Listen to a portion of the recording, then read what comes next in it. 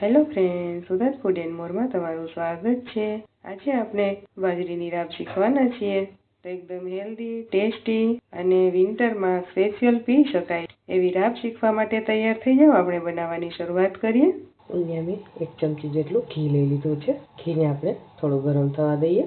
ઘી મેલ્ટ થઈ ગયું છે। હવે આપણે બાજરીનો લોટ લઈ લઈશું અને 2 ચમચી જેટલો લોટ લઈશું। હવે આને એકદમ ધીમા તાપ ઉપર આપણે શેકવાનો છે। આજે હું આ બાજરીની રાબ બનાવું છું। આવી રીતે અગાઉ મેં જુવારની પણ રાબ બનાવેલી છે। બંનેની ન્યુટ્રિશિયસ વેલ્યુ સારી જ છે, ખાલી કલરનો અને થોડો ટેસ્ટનો ફરક પડે। આજે હું સૂંઠનો યુઝ કરવાની છું। તમે આદુનો યુઝ કરવો હોય તો જ્યારે આપણે ઘી ગરમ થયું ત્યારે લોટ નાખ્યો એ પહેલાં જ આદુ થોડો છીણીને નાખી દેવાનો। થોડો આદુ ઘીમાં સંતળાઈ જશે તો ટેસ્ટ વધારે સારો આવશે। અને આપણે ધીમા તાપ ઉપર એકદમ શેકીશું। સાઈડના ગેસ ઉપર મેં પાણી પણ ગરમ થવા માટે મૂકી દીધું છે। આમાં ઠંડુ પાણી એડ કરીશું તો ગાંઠો પડી જશે, એટલે આપણે ગરમ પાણી જ એડ કરવાનું અને ધીમા ગેસ ઉપર શેકવાનું છે। જો ગેસની ફ્લેમ ફાસ્ટ હશે તો દાજી જશે અને કલર પણ ચેન્જ થઈ જશે। તમે જોઈ શકો છો કે લોટ સરસ શેકાવા માંડી ગયો છે, એકદમ ફૂલવા માંડી ગયો છે લોટ। આવી રીતના લોટનો દાણો એકદમ સરસ ફૂલવા માંડે એટલે આપણો લોટ શેકાઈ ગયો છે। હવે આપણે એમાં પાણી એડ કરીશું, પણ પાણી એડ કરતી વખતે સતત હલાવવાનું છે એટલે ગાંઠો ન પડે।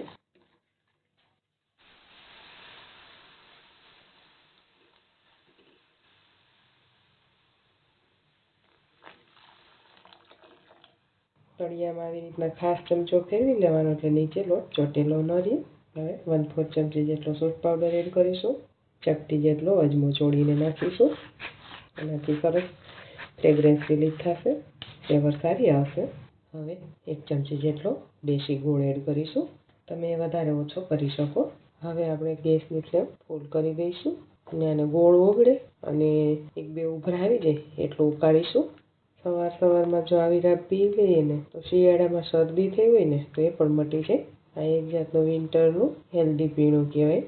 5 જ મિનિટમાં બની જાય છે, એટલે તમને જ્યારે ઈચ્છા થાય ત્યારે ઝડપથી બનાવી પણ શકો।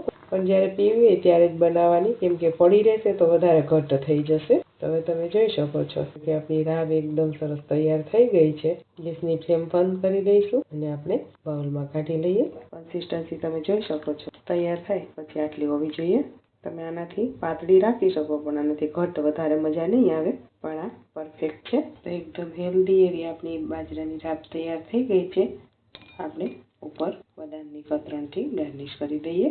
તો ફ્રેન્ડ્સ, તૈયાર છે આપણી એકદમ હેલ્ધી, ટેસ્ટી, ન્યુટ્રિશિયસથી ભરપૂર એવી બાજરીની રાબ। તો આ વિડીયો તમને કેવો લાગ્યો એ કોમેન્ટ દ્વારા મારી સાથે ચોક્કસથી શેર કરજો। આવી નવી રેસીપીના વિડીયો જોવા માટે મારી ચેનલને સબસ્ક્રાઈબ કરી લેજો।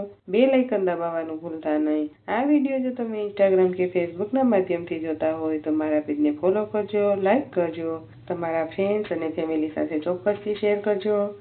Thank you for watching.